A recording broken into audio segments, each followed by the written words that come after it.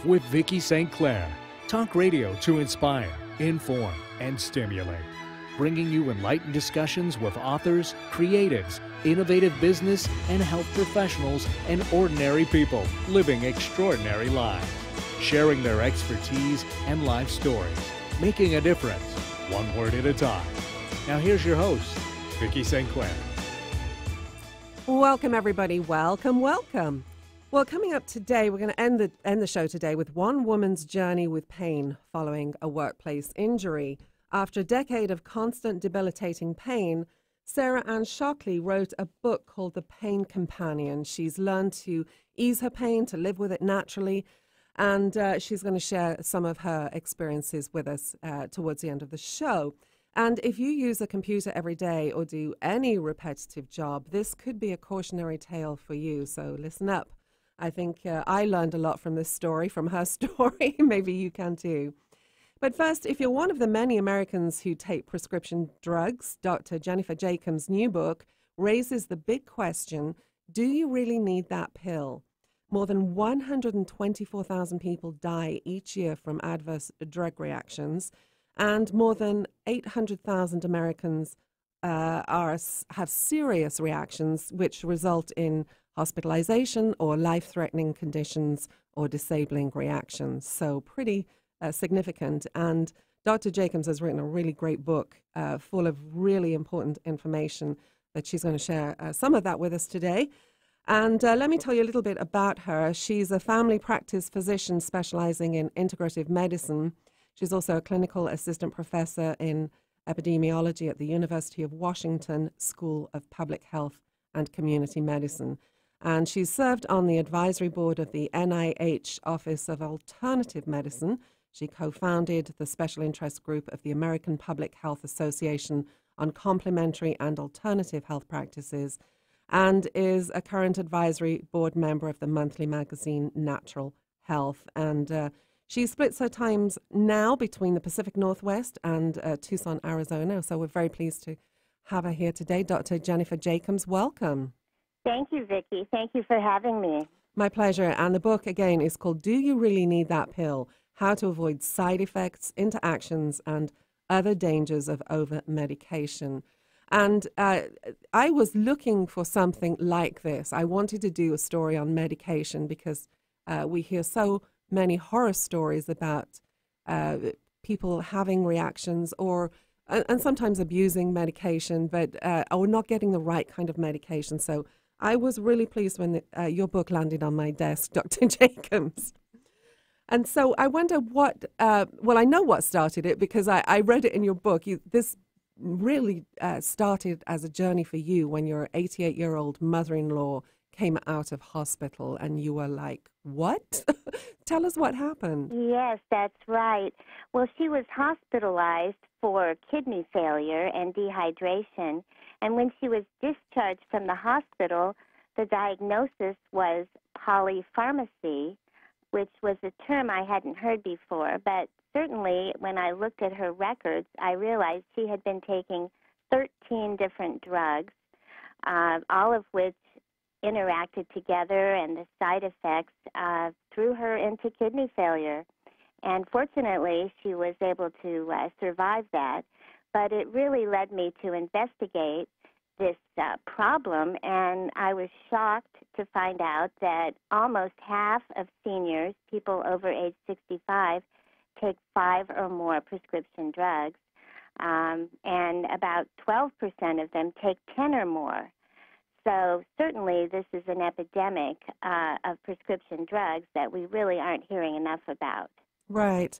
And so when you set out to write the book, you wanted to really get into this and talk about why are we having this epidemic of over-medication, which drugs do we really need, and how do you approach this subject with your doctor? Because I'm sure we've all had great doctors who don't want to give us medication and others who just want to throw everything at us. So how did you begin the book? How did you begin the research for the book? Well, actually, I started looking at statin drugs, which at the time I was researching the book, there were new guidelines that came out that pretty much said that everybody over age 65 should be taking a statin drug, and this concerned me. So I started looking into that and realized that this was certainly an area where people were being overprescribed. And talking to other people about this problem, I kept hearing more and more stories of people, I'm sure you have your own stories, who had a bad effect from a drug, who had an interaction from drugs, and I realized that it was a huge problem that wasn't really being addressed. Another situation that happened that brought this fully to my attention was with my uncle, who was 92 years old, and he was pretty fit. He walked every day. We spoke on the phone. But he went to his internist, who did some memory tests and decided that he had early onset Alzheimer's disease. I think you may have read this in the book, Vicki, but I would like to tell everyone about it. Oh, yes, please do, because please. It's an interesting story. So anyway, his internist started him on a new drug that was supposed to slow down the progression of Alzheimer's. Shortly after that, he had started having trouble holding his urine, which he'd never had problems before. And so the doctor prescribed another drug to treat that problem, after which he started becoming more and more confused and belligerent. And the doctor then wanted to give him a third drug. My cousin called me and said, "What's going on?" I looked up the side effects of these medications and realized that the first medicine he was taking has a side effect of incontinence of urine, and the second one can cause confusion. So I told her to have him stop taking everything, and within 2 weeks, he was back to normal. It's so important. You know, I do read all the contraindications if I have to have a medication, if I'm sick. And several years ago, when I first moved up here, so a long time ago actually, I got really sick for several weeks, and I kept going back to the doctor and saying, "I think it's my allergy medicine that's making me sick."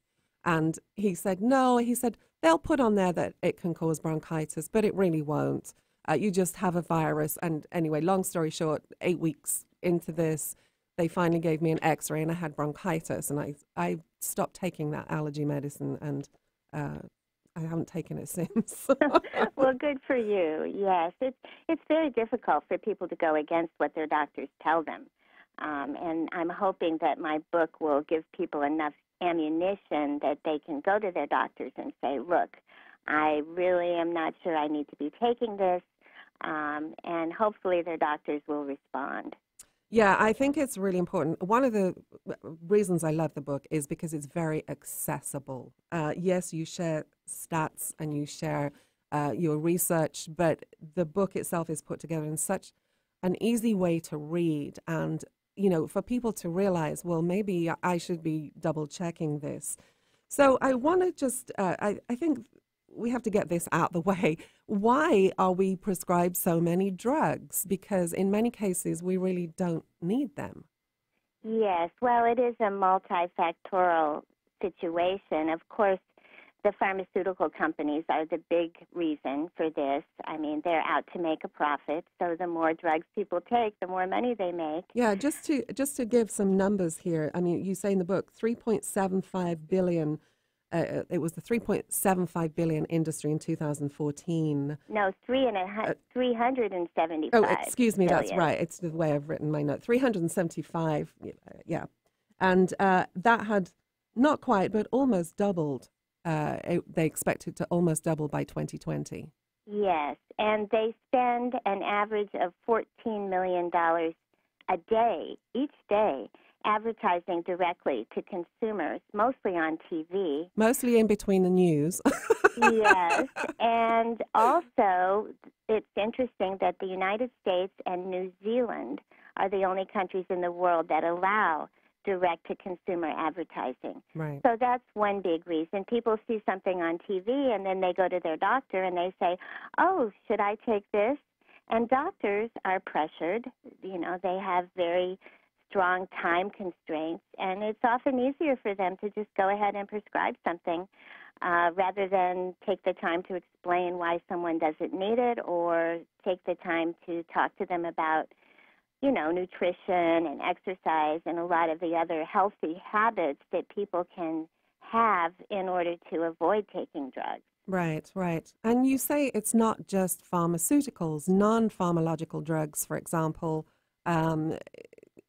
We have many, many trips to the emergency department. I think it was 2,000 hospitalizations each year just due to adverse reactions to dietary supplements. Yes, yes, yes. Just because it's not pharmaceutical doesn't mean it's good for you. The same thing goes for over-the-counter drugs. There's something like 16,000 deaths each year from over-the-counter pain medications like aspirin and ibuprofen. So anything you put into your body can be dangerous, especially if you use too much of it. Right, right. So let's look at what we need to, well, we'll need to take a quick break, first of all. We didn't realize the time here. So we're going to take a very quick break, and we'll be right back. I'm talking with Dr. Jennifer Jacobs. Her new book is Do You Really Need That Pill? And lots more to talk about here. Please stay with us.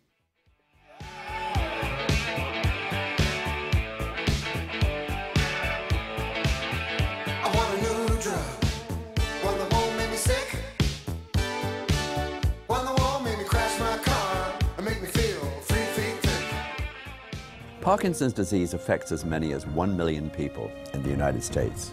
At the Parkinson's Disease Foundation, it's our mission to beat this disease.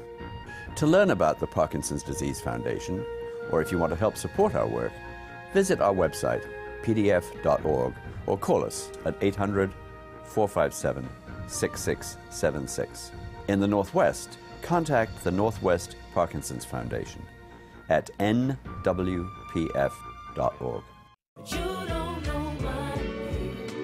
Knowing your breasts can save your life. Go to knowyourgirls.org for the facts you need on breast health. Brought to you by Susan G. Komen and the Ad Council. At Sundown Communications, we find that most of our clients are brilliant at what they do, but they lack the time and resources to write and create business messaging that delivers results. That's where we come in, providing a diverse range of professional copywriting services for fresh strategic web content, PR, advertising and promotion, marketing, speeches, and much more. Call us today so you can focus on what you do best, and we'll do the rest. Call 800-495-7617. That's 800-495-7617. You're listening to Conversations Live with Vicki St. Clair. Talk radio to brighten your day. Get your daily dose of variety. Alternative Talk 1150.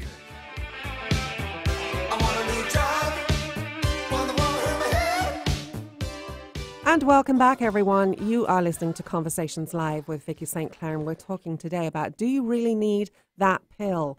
And we're talking with Dr. Jennifer Jacobs about how to avoid side effects, interactions, and other dangers of over-medication. And this book is full of really great information. I want to just touch on another set of drugs, Dr. Jacobs, that you say many people aren't aware of, anticholinergic drugs. So can you talk to us a little bit about those and why we should? Yes. Many common drugs, such as antidepressants, several different kinds of painkillers, antihistamines that you might be taking for allergies, are anticholinergic. And what these drugs do is they inhibit a chemical, acetylcholine, that is in the brain that helps transmit information from one brain cell to another. Half of all people over age 65 are taking at least one of these drugs, and they've been shown to be associated with 1.5 times the incidence of dementia and Alzheimer's disease. So it's very important that people know about these drugs. Taking only one of these drugs is not as harmful as taking 2 or 3 of them. Right. Right. And I should stress, we can only touch on the surface of this. The book goes into a lot more detail because as you get deeper into the book, you mention several pills that affect our memory and our brain. And it's really quite disconcerting when you read this, that these are things that are very, very, very heavily advertised on television, as you said earlier. Yes, I really wonder how much of the problems we're seeing with dementia are due to drugs people are taking. I mean, statin drugs have been shown to be affecting people's memories. Proton pump inhibitors for acid reflux can affect memory and cognition. Several drugs do this, and people aren't really looking into this enough, in my opinion. Right, right. I also want to touch on serotonin syndrome because this, I'd certainly not heard of it, and we've done a lot of medical shows, and people tend to think of, serotonin as just being the happy, the happy drug, if you will. But serotonin syndrome potentially could be a life-threatening condition, and you say in the book more than 7,000 people develop it each year. And studies show, this is very alarming, studies show 85% of physicians have never heard of it, and nor do they know what drugs may cause it. And so I wonder if we can talk a little bit about that on page 12. And yes, well, again, it's a problem with drug interactions, which can often be very serious and even deadly. And many common drugs do affect the breakdown of serotonin in the brain. Common antidepressants like Prozac and Zoloft, medications for migraine, opiates, some cough syrups, and even herbal products like St. John's wort or ginseng can cause interactions with each other that would lead to serotonin syndrome, which includes restlessness, nausea and vomiting, diarrhea, rapid heartbeat, and so forth. So it is another area that people need to be aware of. right, right.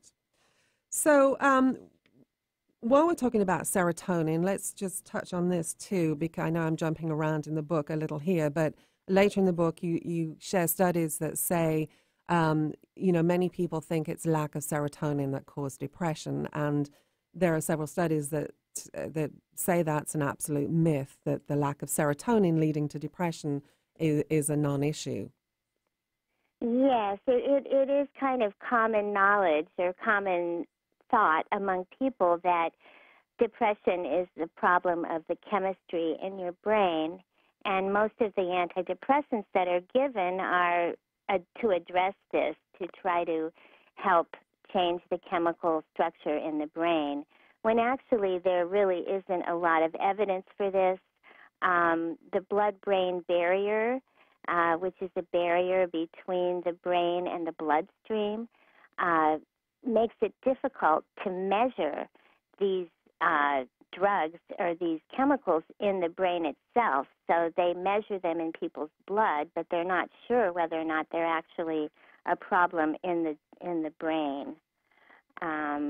So most of the antidepressants are geared towards the serotonin reuptake inhibitors, SSRIs and SNRIs, Prozac, Paxil, Zoloft, Effexor, Cymbalta. All of these are based upon that idea, whereas studies have shown that simple things like exercise can actually improve depression just as much as these antidepressive medications, with more long-lasting results. Right.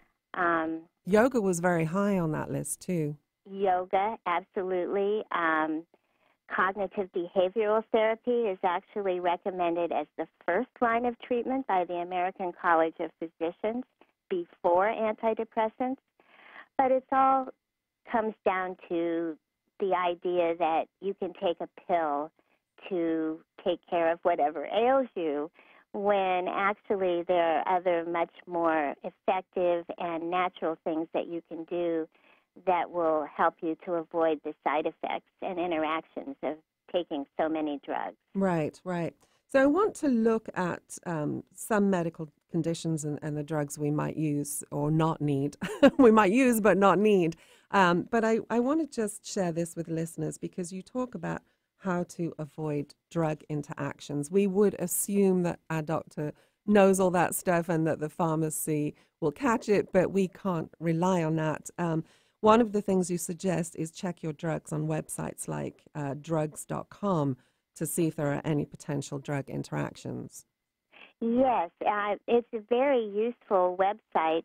When we were having problems with my mother-in-law and all the drugs she was taking, we entered all of the drugs that she was taking into this interactive space on the drugs.com website, and it came up with several different possible drug interactions that we really weren't aware of. My husband is also a physician, but it's really impossible to keep track of all of the different interactions, especially, I mean, you might know the interaction between one drug and a second drug, but when you have 4 or 5 or 6 or 8, it's almost impossible to know how they're going to react together. Right. All right, I think we'll take the next break a little early because I'd like to dive into, as I said, medical conditions and the drugs we might not need, and we can do that then without interruption. You're listening to Conversations Live with Vicki St. Clair. My guest is Dr. Jennifer Jacobs, and her new book is Do You Really Need That Pill? We'll be right back. Pills to sleep, pills, pills, pills every day of the week. Pills to walk, pills to think, pills, pills, pills for the family. I spent a year suspended in air, my mind on the gas. Hi, this is Vicki St. Clair. If you have a business, service or event and would like to deliver your message to a large audience, call me at 425-269-4772. Let Conversations Live shine the spotlight on you. Call 425-269-4772.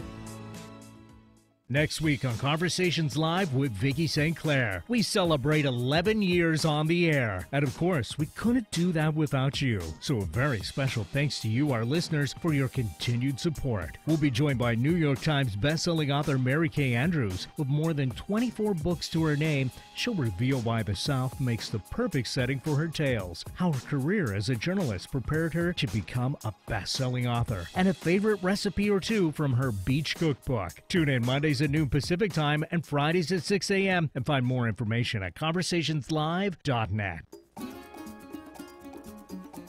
Do something different with your spare time. Give baby animals at Paws a fresh start. With the assistance of caring volunteers, Paws helps hundreds of orphaned and sick kittens and puppies each year. Join us and save lives. Become a Paws foster care volunteer. For more information, visit paws.org or 425-787-2500. paws.org or 425-787-2500. Thanks for listening to Conversations Live with Vicki St. Clair. Find out about upcoming shows at conversationslive.net. Some people know a good thing when they hear it. Alternative Talk 1150. Pills to wake, pills to sleep, pills, pills, pills every day of the week. Pills to walk, pills to think, pills, pills, pills for the family. Pills to grow, pills to shrink, pills, pills, pills. And welcome back, everyone. Welcome back. You're listening to Conversations Live with Vicki St. Clair, and we're talking about drugs, adverse reactions. You really need those pills. My guest, Dr. Jennifer Jacobs, spent many years as a medical doctor in Seattle and spend your time now between Seattle and Arizona, right, Dr. Jacobs? That's correct. And so we're looking at, I want to go into some medical conditions, but I just wanted to touch on this real quick because there's a condition called cascading, let me find it, it was cascading, prescribing cascade or something like that, when you take medications and they can actually replicate, or you think you've got another illness when it's actually the drugs causing the problem. Yes, that's exactly what happened to my uncle, which I talked about at the beginning of the show. One drug would cause a side effect that's mistaken for a new illness, and another drug prescribed for that, and then a side effect of that is mistaken for another illness, and it becomes a vicious cycle. Yeah, it's really important that because I do remember my mother had Parkinson's disease, so very quickly I'll share this. She had tons of medication, as you can imagine. They kept her alive for 26 years, so I'm very grateful for that. But there were times when she'd go into hospital and they'd give her morphine which knocked out all of her Parkinson's medication, or they'd give her an antibiotic, which knocked out all of her Parkinson's medication. And we were told, well, that shouldn't happen. But the fact is, it did happen. So we've really got to take some personal responsibility there and really watch what's going on with our bodies and the bodies of our loved ones, like you did with your family too.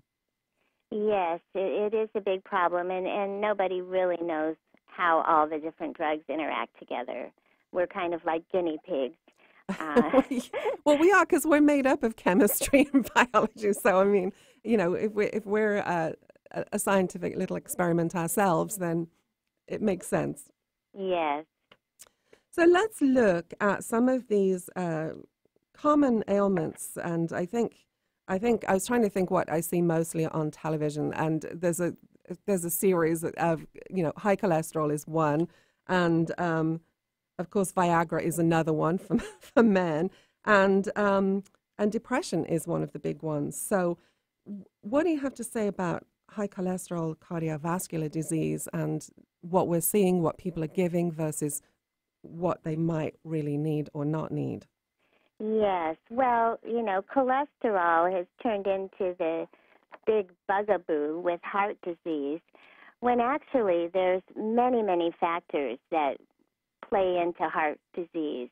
You know, cholesterol is only one. There's also high blood pressure. There's also family history. There's also obesity. There's also lack of exercise. So cholesterol is just one thing, but apparently that's what the cardiologists want to focus on because that's what they can prescribe a pill for. But it's interesting. There was a study of more than 500,000 people who were in the hospital for their first heart attack, and 72% of them had normal cholesterol. So that I found was really shocking. And cholesterol is important in the body. 25% of the cholesterol in your body is in your brain, where it's used to help produce the neurotransmitters that transmit information from one brain cell to another. So cutting down on cholesterol is something that they're finding is also causing people to have cognitive problems that could lead to dementia. As far as instead of cholesterol, people have found that the Mediterranean diet is very good, which is high fiber, lots of beans, fresh fruits and vegetables, seafood. Sugar has been found to also be associated with heart disease. Another study showed that 80% of heart disease could be prevented by changes in smoking, diet, and exercise. And yet all we see is emphasis on taking a pill. Right, right. It's really quite frightening. Yes, yes. So let's look at high blood pressure, because I know that's another very common situation where people immediately take to medication because, you know, it's quite frightening, I would imagine, to be told you have high blood pressure because you know what the consequences can be. So, well, yes, there's a number of things I can say about high blood pressure. The first one is a lot of people are diagnosed with high blood pressure who don't really have it, because oftentimes when you go into the doctor's office, you're stressed, and that will push the blood pressure up. That's what happens to me. Yes, and so experts recommend that blood pressure be taken 3 times in a day after sitting for 5 minutes relaxed, and that's not normally the situation. One blood pressure reading, oh, you have high blood pressure. The other thing is that there is quite a strong association between diet, especially salt intake, and blood pressure. And I think most people know this. But in order to lower blood pressure, if a person will start reducing their salt, also weight. You know, if you lose a little bit of weight, oftentimes it can bring blood pressure down. So there's a lot of things that people can do to try to manage their blood pressure if it's actually high before they start taking drugs. And then what about low blood pressure? Because that can be equally as dangerous. Absolutely, and that's one of the dangers of blood pressure medicine, is that it brings the blood pressure down too low, and that can cause persons to become dizzy and faint, and even cause broken bones. So there's actually an increased risk of hip fractures in people who are taking blood pressure medication, because sometimes their blood pressure goes too low. Okay. So another common one is, and especially with women, osteoporosis. Yes, this is another thing that I addressed in the book, osteoporosis. It's really sad, I think, how many women are told that they have problems with their bones when actually they have a normal amount of bone density for their age. The measurement that they do to determine whether or not a woman has osteopenia or osteoporosis is comparing their bone density to a 30-year-old woman. Well, of course, someone over 50 or over 60 is not going to have that much of a bone density. But the drugs that they give for osteoporosis have a lot of very dangerous side effects, one of which is an unusual type of necrosis or deterioration of the jawbone. And also, there's a lot of things people can do instead of taking these drugs that will help prevent osteoporosis. The main thing is making sure they get enough calcium and vitamin D in their diet. Right, right. So there's lots of great information in this book. We don't have time to cover any more illnesses right now because I really want to have a conversation about the conversation we need to have with our doctor. A lot of people went, and I say this because I used to make my mom write a list of what questions she had, because she'd get in the doctor's office and forget them all, or he'd be talking so much, and he's a specialist and very highly regarded, that she'd just sit there and listen. So how do we bring this conversation up with our doctor and not feel intimidated? Yes, that's a very good question. Well, the first thing is to make a list of all the drugs that you're taking and have this ready, and then bring up the subject that you're concerned about this at the beginning of your visit with the doctor, because doctors are rushed, and if you wait till the end, they'll just kind of breeze out of the room before you finish talking. So letting them know that you're concerned, if you have done a little bit of research on some of the drugs that you're taking that you're concerned you might not need, bring that up with the doctor. And you might find that the doctor is open to talking to you about this. Most doctors assume that patients come in and they want a pill. So if they find out that you don't, then they might be willing to work with you to help you cut down on what you're taking. Okay. And then a final, very quick, because in the next segment we're talking with Sarah Ann Shockley, of course, who's written a book called The Pain Companion. And she's done this naturally for herself. But what, from a medical doctor's point of view, somebody who specializes in integrative medicine, what do you have to say about pain and some of those painkillers that we take? Well, it's interesting. One of the things I found when I was researching the book is that studies have shown that opiates are really no more effective than simple over-the-counter painkillers like ibuprofen for chronic pain. This would be like hip pain, knee pain, back pain. Even though opiates are largely given, it's better to start actually with topical. There are topical creams and ointments that you can use on sore joints that often are effective enough that you don't need to take anything else.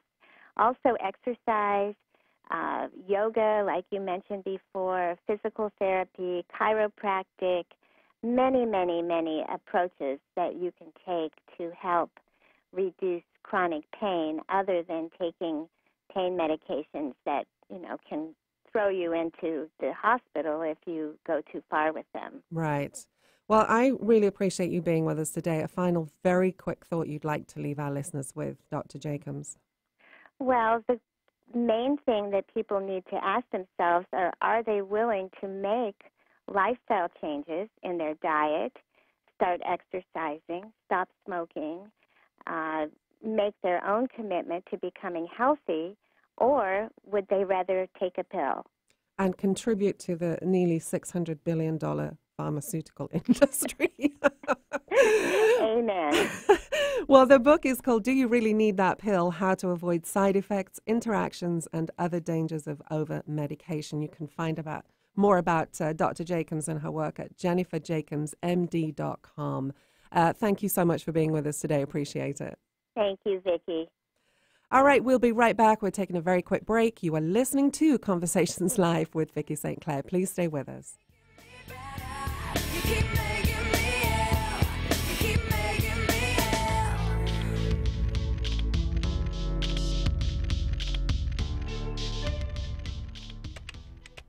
Let's see if I guess that this just isn't working. Knowing you have a great idea for a book is one thing, writing it another. So what's stopping you? Maybe you can't find time. Maybe you don't know where to begin. Maybe you wrote a couple of chapters, then disappeared down a rabbit hole. Or maybe you'd rather someone else write it for you. Partnering with the right coach or ghostwriter can make all the difference between talking about your book and finishing your book. As an award-winning writer and strategic consultant, Vicki St. Clair's storytelling credits span from business, health, self-help, and memoir to New York Times and USA Today best-selling anthologies. Vicki partners with people just like you at the exact level you need, whether you need a little encouragement, editorial guidance, or full-blown ghostwriting and consulting services. If you're serious about telling the story you know is inside you, stop procrastinating.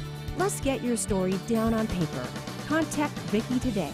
Email Vicki at VickiSt.Clair.com or call 1-800-495-7617. See more about Vicki and her work at VickiSt.Clair.com. Oh, yeah, that could work. This is Martha Norwalk. Every Sunday morning, beginning at 9 a.m., thanks in part to the Northwest School of Animal Massage, we cover the world of animals. This week, July 29th, it's an encore presentation for the human animal. Hear Morley Venkatro, director of the Ananda Yoga Teacher Training Program, tell us all about the recent scientific findings on how yoga helps reduce inflammation, which is making lots of waves in the scientific and yoga communities. On Martha Norwalk's Animal World, Sunday morning, 9 a.m. to noon, right here on Alternative Talk, AM 1150. Did you know that capsizing boats and people falling overboard account for over 70% of boating fatalities? 80% of those fatalities occur on boats under 26 feet and on boats with operators who've had no formal boating instruction. 50% of all boating accidents involve alcohol. Be smart this summer. Know who you're boating with. Wear a Coast Guard approved life jacket and don't drink and boat. This message is brought to you by supporters of Conversations Live with Vicki St. Clair and the JMB Group, who wish you safe boating fun. Next week on Conversations Live with Vicki St. Clair, we celebrate 11 years on the air. And of course, we couldn't do that without you. So a very special thanks to you, our listeners, for your continued support. We'll be joined by New York Times bestselling author Mary Kay Andrews. With more than 24 books to her name, she'll reveal why the South makes the perfect setting for her tales, how her career as a journalist prepared her to become a best-selling author, and a favorite recipe or two from her beach cookbook. Tune in Mondays at noon Pacific Time and Fridays at 6 a.m. and find more information at conversationslive.net. Conversations Live with Vicki St. Clair has a new Facebook page, so you can see what's happening on our show and what we're up to between shows. Like us on Facebook and look out for upcoming contest drawings. Alternative Talk 1150 online at 1150kknw.com.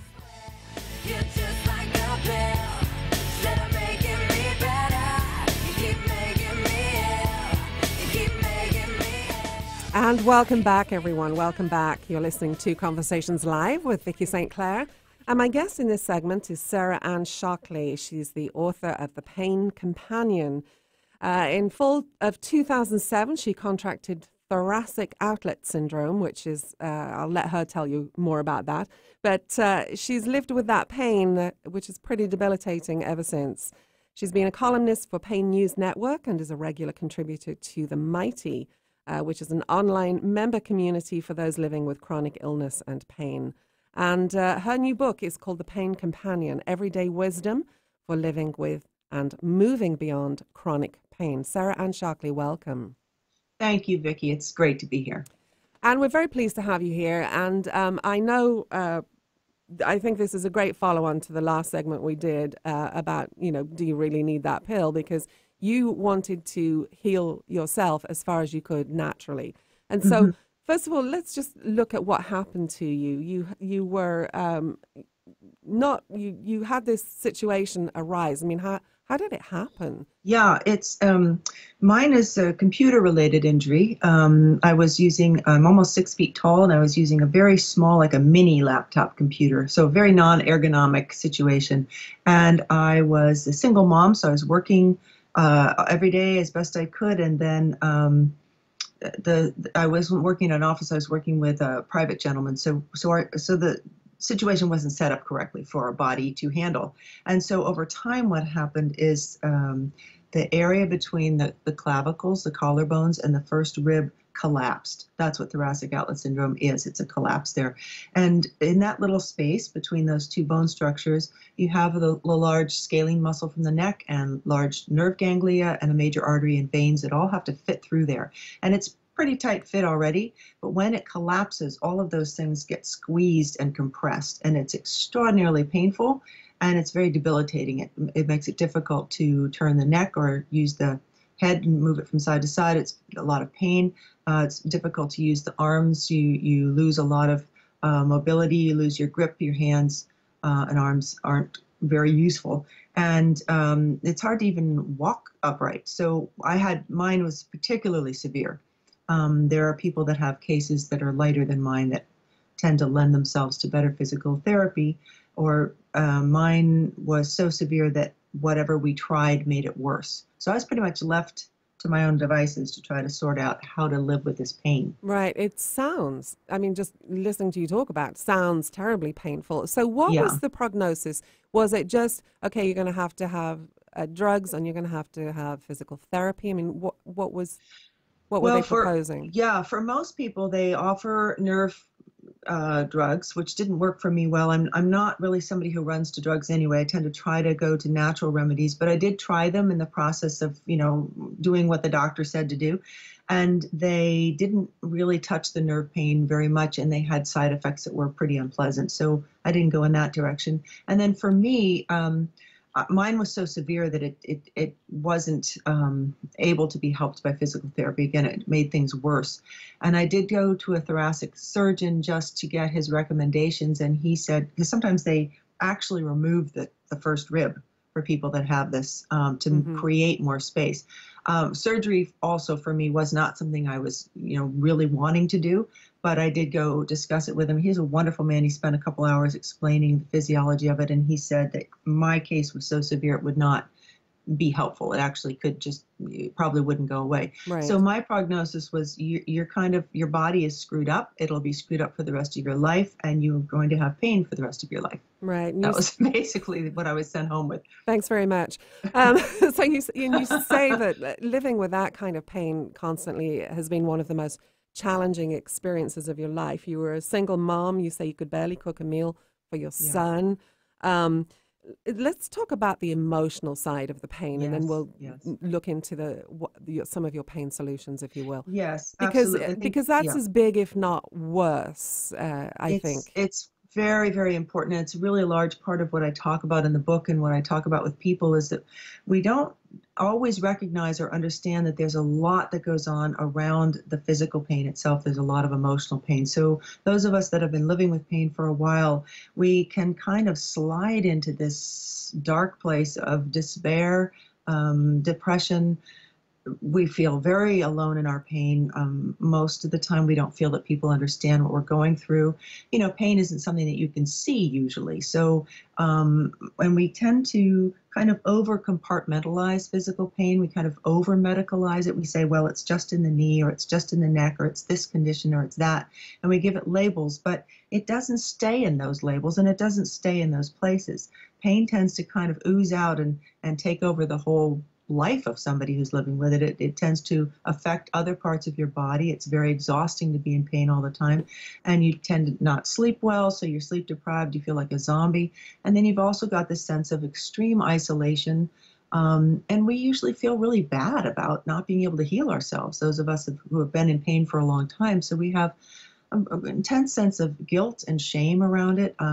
Most of the people around us and our doctors wish we would hurry up and get better, and we do too. So we have this sense of failure, not being able to heal ourselves. Right. There's a lot that goes with it, not to mention the fears. We often wake up with night terrors and panic attacks because of everything, not just about what's going to happen to us physically, but also how are we going to pay the bills? Are we going to be able to keep our house? Who's going to take care of our kids? I mean, we have tons of other things. So there's this entire package of emotional responses and states that are involved with living with chronic pain. Right. And I think many people don't get that. I lived with somebody who was in chronic pain, and it wasn't, and for many months lived in chronic pain, and people would say, oh, you've just got to pull yourself together and do this and that. Yeah. And when he finally had the MRI, he almost cried with relief because he said, now I know there's something wrong. It's not all in my head. Yeah. Because Yes. And that's such an important part of what I try to work with people is to let them know they're not alone. They're not the only one who feels like that. We feel so isolated, and the intensity of the emotions, we don't expect them necessarily because we're dealing with the pain, the physical pain, and that's very demanding. But we don't always understand that everything else that's going on is also part of it, and that it's natural, and it's what other people experience too. Right. And there's a reason for it. Yes. Right. Yeah. So, many people, say they think of pain as the enemy. It's what's invaded their body. It's taken it over. You say we should make friends with it. Yeah, probably not a very popular thing. First glance, like what? It's very counterintuitive. It's the last thing you want to do. And yet I found, I spent first part of when I was injured, I tried to, fight it. That's what you're told to do. You either fight it or you give in. That's the two options we're basically given. Here's some medications, or just go home and live with it. So, and for me, fighting it didn't work. My condition particularly, but I think it's true of a lot of people, when you're under stress, when you're in that mode of or goal setting, I got to get through this, or, muscle up, keep going, be strong. That actually adds a lot of tension to your body, and it kind of closes things down rather than opening them up. And that's that stance of pain is the enemy, pain is the invader, and you kind of get locked in this stalemate with pain where you're on one side with all your treatments and medications, or you're just your willpower, and pain's on the other. And you kind of get locked in this thing that doesn't move. If it works, great. But for a lot of us, we're living with pain for a long time. That's not really helping. It's not working. So I started to think about, how can I be with this differently?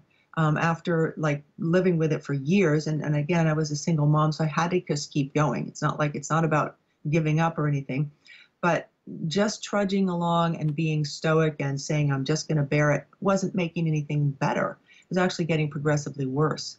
So I just decided I've got to find a way to be with this differently. And if fighting isn't working, well, what if I do the opposite? What if and I've already tried putting up with it, ignoring it, that wasn't it. What if I met pain? What if I met pain where it needed to be met, or where it wanted to be met? Not how I wanted it to be, but pain was asking for something. And so I started to think of pain differently. Instead of as the enemy, I started to think of it as a signal from the body, as a messenger, as something with a positive purpose, as something that was trying to heal. It was like, oh, pain is my body saying, I need help. I'm trying to heal here. It's not just trying to torture me, even though it feels like that sometimes. It's crying out for attention. And the kind of attention we most often give it is to fight it and, punch it, or try to push it away, or cut it out of our bodies. And that might not be the kind of attention it's asking for or the kind of attention the body's asking for. You know, we were talking about pushing on and pushing through. And when we apply that mindset that we use for work and our lives, you know, carry on, goal set, get to the top, be resourceful, be independent, that doesn't necessarily apply itself really well to when we're trying to heal. Right. It seems that the body's asking for something else, like almost the opposite. Right. Slow down, step back, be softer. Yeah, be kinder to yourself and to pain, oddly. So you were an award-winning filmmaker, I read. You were a former university instructor before all this happened. It sounds to me as though you've treated this like your next big project, your next big career, if you will, in order to get through it as well as you have. Well, you kind of have to, you don't want to do that. I mean, nobody wants to have to do that. You know, it's the last thing you want to do is have to make living with pain the thing that you're doing. But I had to realize that that life that I had lived was not available to me at the moment, and to just kind of get through that, kind of accept that. Not, again, it's not giving up. It's just saying, okay, this is where I'm at. I'm not that person right now. I'm not that, I can't do those things at the moment. So what my real job is now is to heal. It's not to hurry up and get back into the world and to be this and to be that. If I can't do it anyway, you know, just realize where I need to put my energies and my attention is on healing. Right. And how can I do that? Yeah. And just to not apply the same go get 'em attitude.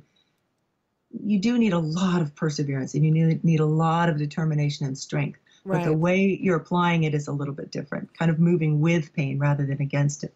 So you've written the book now, and obviously you're a great speaker on this subject, so I'm sure you're going to help many people with this. Thank you. But what is life like for you now? I mean, and tell us a couple of things that were the really key cornerstone tools, if you will, that helped move you forward.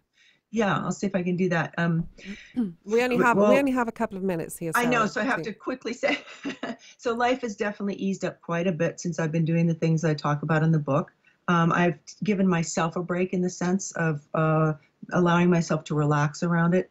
There's a lot of things in the book I talk about in terms of exercises, awareness exercises, working with pain. And I talk about antidotes to the emotional challenges. So I've just worked with everything I talk about, being softer around pain. I work a lot with breath and awareness, being aware of breath and allowing pain to have breath and allowing pain to have more room. I also work a lot with expressing pain. I think it's really important for people who are in pain to find ways, both creatively and artistically, you know, that way of expression, but also finding someone to tell their pain story to. A lot of what happens is we feel so locked up inside our pain and inside what's happening to us. And I'm not talking about a pity party, and I'm not talking about when you list your symptoms to the doctor, but talking to somebody who can really hear, who can listen, who can be there for you. And you kind of have to set the groundwork first and say, you know, please don't try to fix me. Please don't try to give me any advice. Please just let me be where I am right now. Because a lot of times we're in pain, we feel wrong for being in pain. We feel really bad about it. And a lot of people around us are trying to be very, very helpful. So they keep giving us advice, or they say, hurry up and get out of pain, or why don't you try this, or you're not trying hard enough. So asking the person to just step back from that. The biggest help we can give people who are in chronic pain is to really give them the space to listen and to let them be where they're at before we ask them to move on. And that in itself is incredibly healing, to just to witness, to acknowledge, to validate, and to offer some compassion. Well, I think another great gift to give to somebody who's in chronic pain would be your book, because it's very easy to read. Again, I love these books that really are helpful to people but are easy to digest, because not everybody has time, you know, to sit and analyze stuff. And you keep these in very short 1 or 3 page chapters.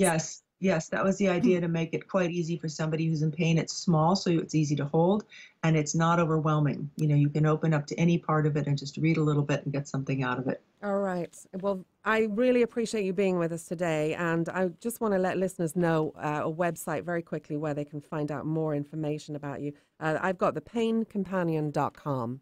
Yes. Okay. ThePainCompanion.com is where you can find out more about Sarah Ann Shockley and her work, her book. Again, I'd really recommend this for somebody who's in a lot of pain. The Pain Companion, Everyday Wisdom for Living with and Moving Beyond Chronic Pain. And that's it. We're right at the end of today's show. I've got to run out of here before Eric kicks me out the door. So we'll see you next week. Until then, live well, live strong.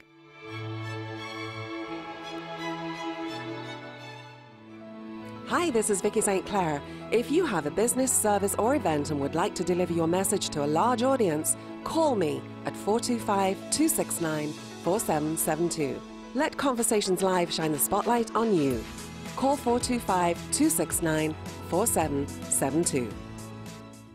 Next week on Conversations Live with Vicky St. Clair, we celebrate 11 years on the air. And of course, we couldn't do that without you. So a very special thanks to you, our listeners, for your continued support. We'll be joined by New York Times bestselling author Mary Kay Andrews. With more than 24 books to her name, she'll reveal why the South makes the perfect setting for her tales, how her career as a journalist prepared her to become a best-selling author, and a favorite recipe or two from her beach cookbook. Tune in Mondays at noon Pacific Time and Fridays at 6 a.m. and find more information at conversationslive.net. The views expressed on this program are those of the host, guests, and callers, and not necessarily those of KKNW, its management, or other advertisers. Contests are the responsibility of the host of this program and not KKNW. This is Alternative Talk 1150 AM, KKNW Seattle, and KNUC 98.9 HD3 Seattle. Good afternoon, Eric Ryder here with you on Alternative Talk 1150 AM. Time now for a quick look at our traffic situation. Well, I-5 northbound at South 200th, a collision is blocking 2 left lanes. So stop-and-go traffic in the Des Moines area from State Route 516 right on up to about South 200th. I-5 southbound, Seattle from North Gateway to the 520 interchange is slow. On the east side, 405 southbound, finding heavy traffic now stretching from the I-90 interchange on down to about Northeast 30th. Northbound stop and go right around the Sunset Boulevard exit. Stay tuned to Alternative Talk 1150 AM. Coming up, Mayo Clinic Radio. Bolton doubles down. Death toll rises. I'm Mike Moss. National Security Advisor John Bolton is getting involved in the heated dispute between Iran and the United States. Bolton says he has talked with the president and that if Iran should do anything, quote, to the negative, it will pay a price like few countries have paid before.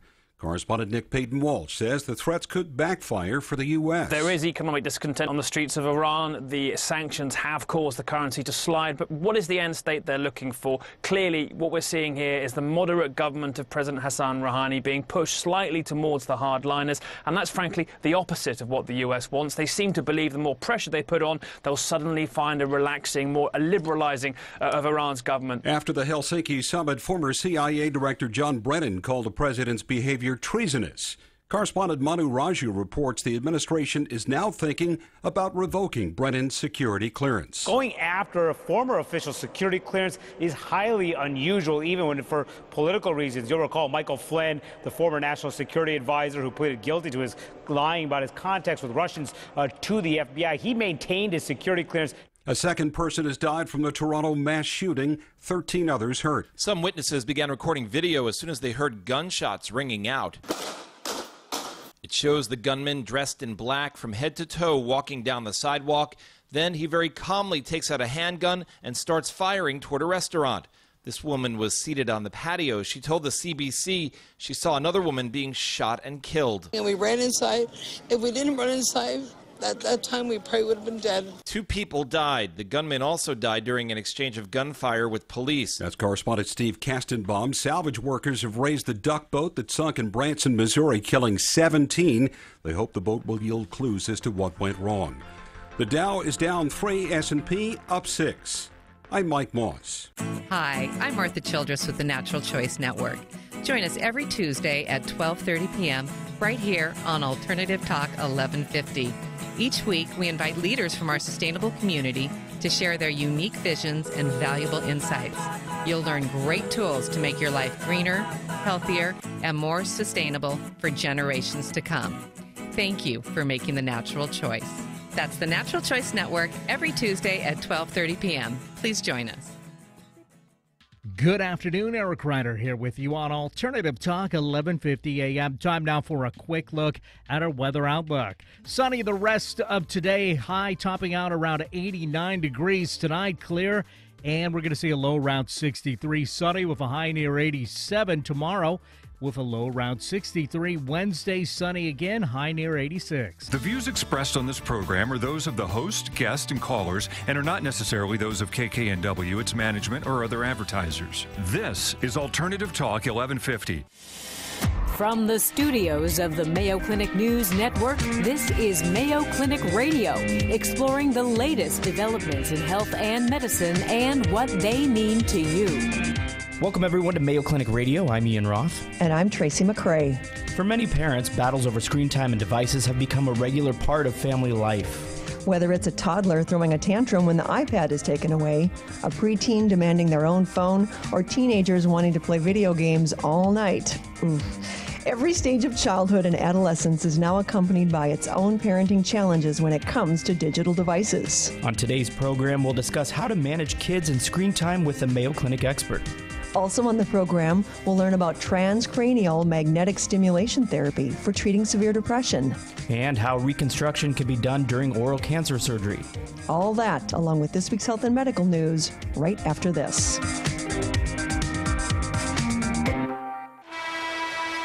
Honey, isn't it amazing? What?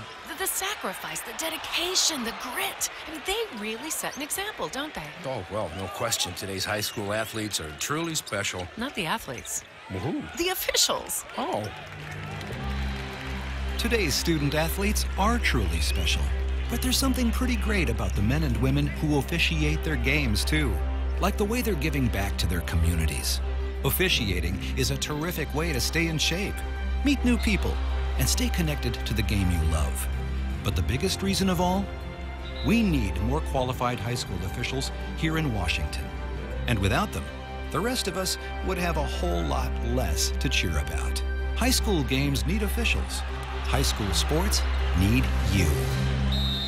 Great call, Ralph! Yeah! Interested in becoming a licensed high school official? Go to highschoolofficials.com to learn more and begin the application process. If you're like most people, you've probably got something positive to share with the world. Maybe it's your expertise, like psychology or real estate or the intuitive arts. Maybe it's music or helping animals. Whatever it is, it's uniquely yours. Alternative Talk 1150 can help you get it out there with your very own show. So how do I know this? I've had my own show now for nearly 2 years. It's all about animal rescue. Give me a call. I'm Marilyn Milano. Call me at 425-653-1024. That's 425-653-1024. And let's talk about your dream show.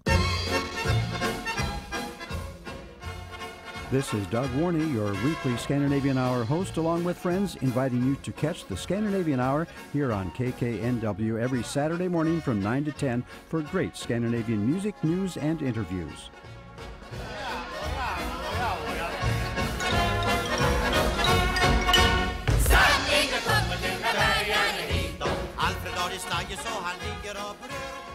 Alternative Talk 1150, online at 1150kknw.com.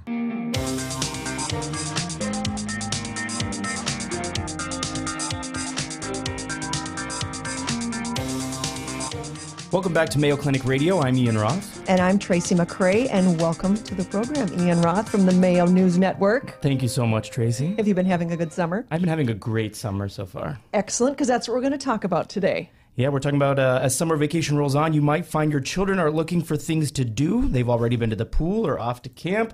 So what comes next? Often their first choice is screen time. You know, watching TV, playing video games, or connecting with friends via social media. Oh, heavens, yes. The 2017 UNICEF report surveyed the online experiences of children around the world and found that children represent 1 in 3 internet users worldwide. That's amazing. Mm-hmm. And here to discuss the dangers of too much screen time is Mayo Clinic pediatrician, Dr. Angela Matke. Welcome back to the program, Dr. Matke. Thanks for having me back.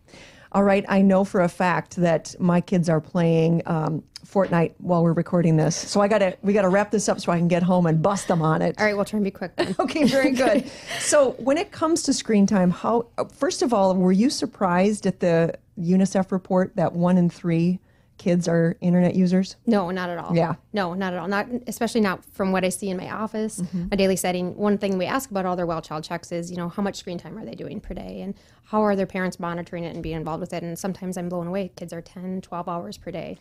Yeah. Oh my goodness. So what are the recommendations? Because I know that there's not 10 to 12 hours. Right. Well, let's start with the little babies first. So as we become in a more digital environment, the younger children are being exposed to digital media at really early ages. And the recommendations are to not have young children to be exposed to it. And if they're going to do anything, video chatting may be an acceptable way. This is what I did with my children, with their grandparents, a lot of FaceTiming. They can learn through that environment, especially if a parent is sitting next to them. So having an adult sit next to them and explain to them what they're seeing, what they're hearing, that really helps translate that into something that they can understand. Otherwise, seen in a two-dimensional setting is hard for them to incorporate that into their brain and understand what's going on and learn from it, especially. So that's infants and toddlers. That's infants and toddlers. So between 2 and 5, it used to be 2 hours or less, but that was a recent update as of a couple years ago based on some emerging research that as we saw, especially toddlers and preschool age kids use more media. Every hour per week, we saw increases in their BMI. So the recommendations are 1 hour per day or less of recreational or enjoyable kind of screen time per day. Did you notice, though, that was it that at every hour was replacing an hour that they were doing physical activity? Is there a direct correlation there? Or that's what the hypothesis is, right? So if we're taking away from sleeping, from eating, from playing, from practicing social skills, and doing more screen time, we are going to see detriments in other areas as well. All right. What about the next age group? So in teens, 6 and above, the recommendations are 2 hours per day. And I know that you're probably thinking, yeah, right. If we look at our own social media, our own screen time consumption, it's probably a lot more than that, even for adults. So. And what is the difference, though, for teenagers doing over 2 hours of screen time versus adults doing the same? Well, I'm going to just speak to the teenagers part because that's what I see and that's what I know a lot about. But in teenagers, when we see that they are consuming a lot more screen time, there can be effects in all different areas. So their sleep, that's one of the biggest areas. So they're doing their screen right up until bedtime and they're keeping their smartphone in their bedroom. And we know that affects their sleep because they're being interrupted and they're also staying up later. And also that blue light that screens give off can affect your hormones that regulate sleep and your sleep cycles. Other things that can be affected, obesity and their BMI and their weight. Kids need to be moving. We all need to be moving and to be active. And if you think that they're in school for maybe 8 hours, 9 hours a day, they need to have some time for downtime, right? They need to have time to be bored. They need to have time to be creative and imaginative.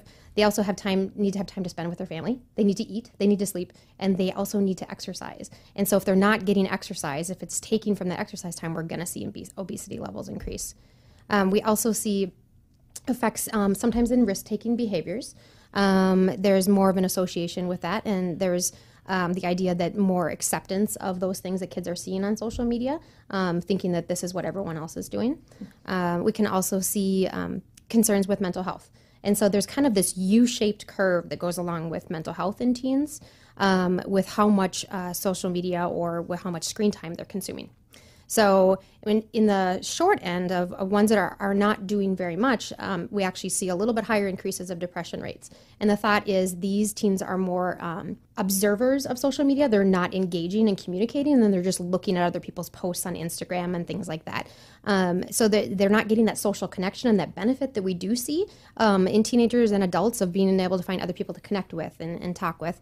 But then on the higher end, ones that are using significant amounts of screen time, we are seeing a lot more higher rates of depression in that area as well. Do you think that that's a cause or a symptom of depression? Is if you're spending more time on your screens, is that a sign that the child might be depressed, or is depression being caused by all that? I think that's a great question, and I think it's hard to sort out. I think you have to think about it from both perspectives. Is the child being more self-isolating from themselves, and so they're turning to that to fill their time, or vice versa? Is consumption of so much media leading to or contributing to some of the symptoms that they're seeing of depression? So what qualifies as screen time here? Is it everything from the good old-fashioned TV down to their smartphone screen? Yeah, it absolutely is. So it's really simple. Anything that has a screen in front of it, that screen time. And these screen time limits really apply to recreational or enjoyable screen time, because kids are spending a lot of time in school and education learning with screens, which can be incredible tools to help them learn. But we're talking about the time they're spending outside of school, or the time they're spending texting in between classes or snapping and things like that.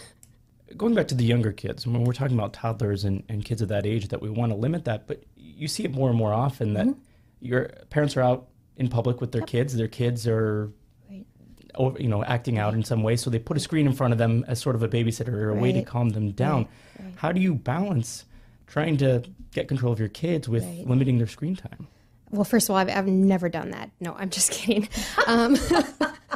The big thing is... Me either, yeah, right? Ian. Because we're absolute perfect parents. Never would we do that. But that's a great point you bring up. So we're using screens as a babysitter to help them calm down with their emotions, instead of letting them experience emotions and learn how to struggle through those emotions and calm down. So it's a missed opportunity that parents could be using. Maybe they're using it once in a blue moon. That I think that's certainly fine. You have to have flexibility, right?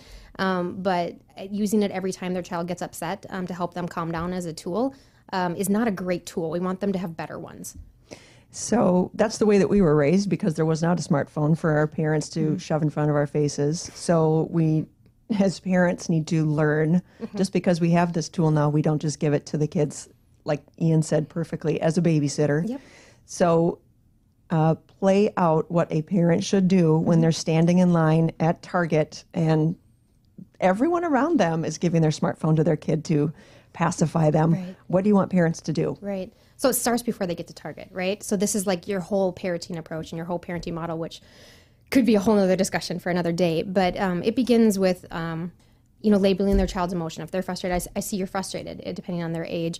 And then trying to distract them onto something else is a really good idea, but validating their emotions, seeing what they're frustrated about, and then just a firm no. If you will stick to it and you use that consistent approach over time, you're not going to see the meltdowns very often. We call it an extinction burst, when kids escalate their behaviors as they get more and more upset because they're trying to push the limits to see how far they can push you before you give in. And if you continue with that same consistent approach, no matter where you're at, whether you're in Target or, you're at home and stuff, things are going to be okay. There's going to be ups and downs. My kids have temper tantrums in public and stuff like that, but just trying to stay calm yourself is also another thing.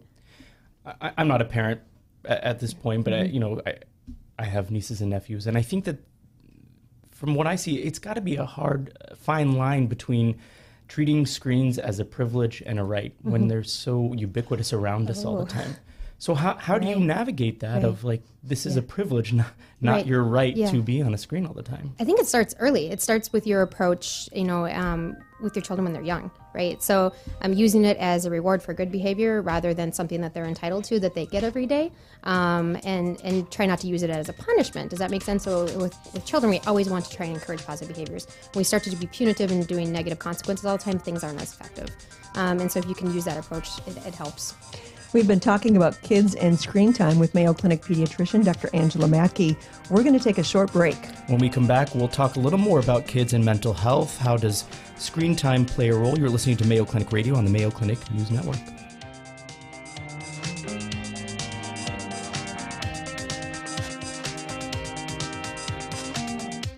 My out-of-pocket prescription costs were out of control. My doctor told me about a new company that can save you big on prescriptions called Blink Health. So I went to blinkhealth.com and checked the Blink price for my meds. I couldn't believe it. Blink's price for my medication was even lower than my insurance copay. In fact, many of the most common medications on Blink are under $10. Plus, Blink works for refills too. It's so easy. You just pay for your medication online and then go pick it up at your regular pharmacy, just like you normally do.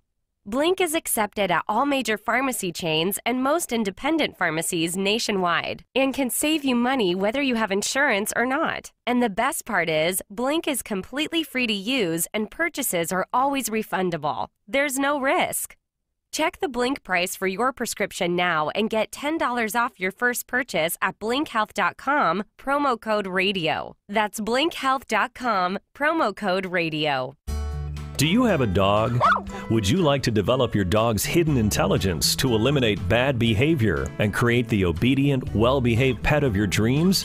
A woman named Adrienne Ferricelli, a professional certified dog trainer, has helped hundreds of dog owners train their dogs to be well-behaved, obedient, loving pets. Yes, good job. By bringing out the hidden intelligence inside the dogs.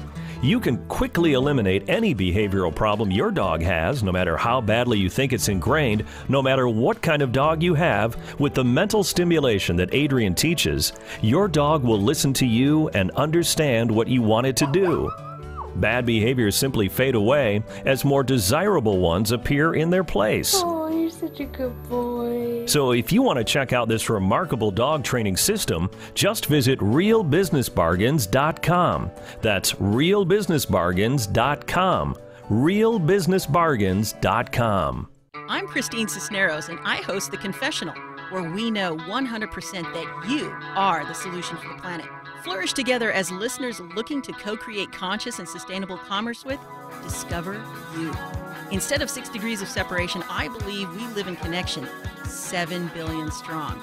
Now is your time to let your light shine, and the world is just waiting for you to light it up. Tune in Sundays at 1 for The Confessional. And for more information, visit confesstobless.com. In Africa, 5-year-old Chiru has no choice. She and millions like her must walk miles every day for dirty water. But together, we can end their walk by providing clean water close by. Instead of spending hours walking to get water that makes them sick, girls can be in a classroom that expands their minds, and moms will gain back time to care for their families. Sons and daughters can grow up strong, finally free of sicknesses caused by dirty water. At World Vision, care about clean water runs deep. Deep enough to reach one new person with clean water every 10 seconds.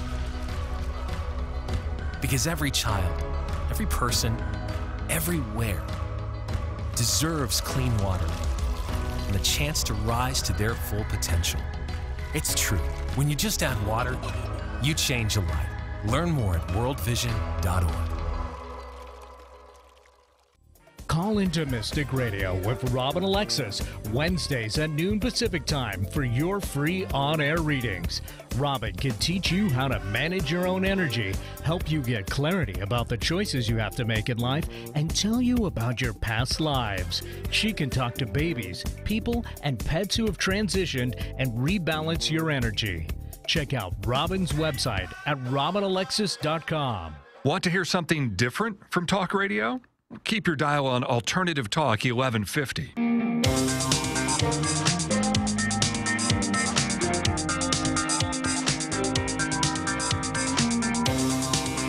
Welcome back to Mayo Clinic Radio. I'm Tracy McCrae. And I'm Ian Roth. We're back talking with Mayo Clinic pediatrician Dr. Angela Matkey.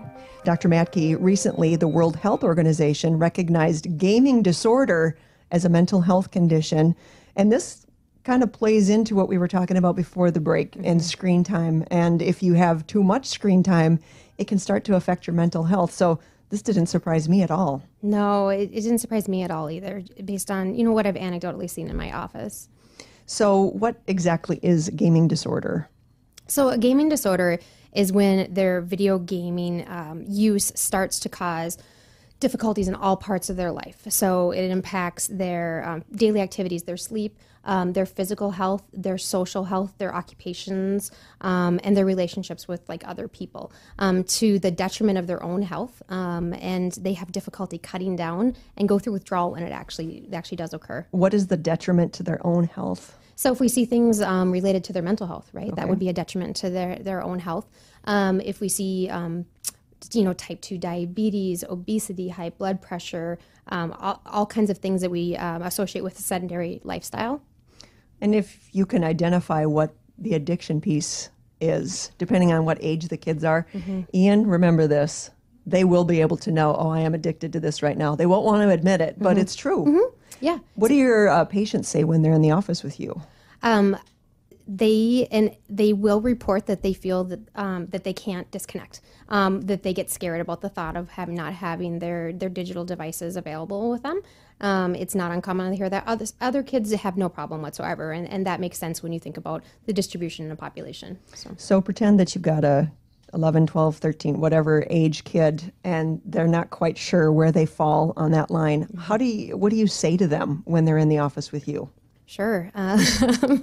So getting at the background of their questions and where their concerns are. So something called motivational interviewing is something that we use with all types of behaviors that maybe need to change. You assess where they're at and their willingness to change, and seeing if they can recognize maybe how it is affecting. And if they can say that and they can verbalize like, oh yeah, I'm not doing this. I used to do this. I used to enjoy doing that. If you can get them to say those kind of statements, you can use that to kind of point out to them, like, look, you are recognizing it is affecting your life. It can also be a fine line, though, I mean, about convincing a kid that it's harmful, because, I've had friends whose kids come back with the argument, well, I could be doing drugs, I could be doing other things that are more harmful. See how smart they are? Yeah, it's so true. Right. It becomes difficult to convince them that what they are doing is harmful to some degree, doesn't it? It probably depends on the situation, and it depends on the child. So anybody who has some type of addiction, it's pretty hard for them sometimes in the moment to recognize their symptoms and how they're affecting their life and their relationships. So yeah, it can be difficult at times.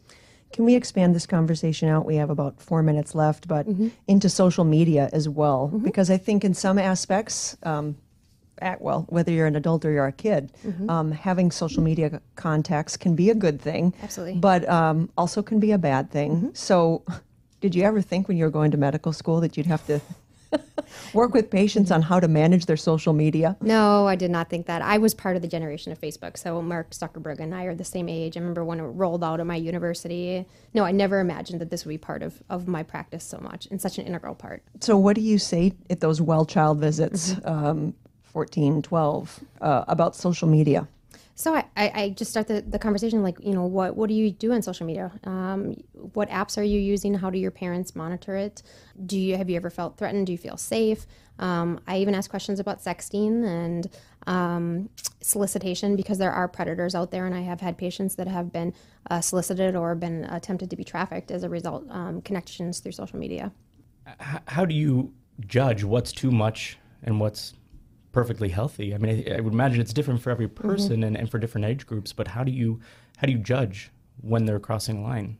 When we start to see either some of their like biophysical profiles being concerning, so BMI, blood pressure, early diabetes, type 2 diabetes that we'll see in adolescence, or glucose impairment, problems with their liver, then you look at all of the other ways that it can affect their life. So their social relationships. Do they no longer go out and spend time with friends? Do they talk to anyone anymore outside of what maybe video gaming or things like that? How are their grades in school? How is their sleep? Are they feeling rested? All those kinds of things that you can actually, measure and stuff. And if it's causing those concerns in those areas, that's pretty concerning, right? If somebody was not taking care of their high blood pressure, or was not taking care of their child with cancer, it would be, a similar concern, right? And these also can cause concerns, not to that level, obviously, but in a different way. I'm part of the same generation. I was in college when Facebook came out, and I remember when parents started being able to get a Facebook account, and there was a big collective eye roll among college students and teenagers when their parents could be on social media. And I can see from younger kids' generation's point of view that when their parents are telling them it's too much, it's kind of like, well, you don't get it. You're not my age and you're not seeing that. So how do you balance those discussion points when a parent's trying to place limits? Right. That's going to have to be a personal discussion with their own family, and it's going to have to be based on what they place as values in their family's life, and what's important to them, right? And I think they're going to have to just make that discussion together. It's not something that we can necessarily set limits on. But what has not changed is mental health issues. And so whether you've got kids that are 8 or 16 in for their well child visits, how is it that mental health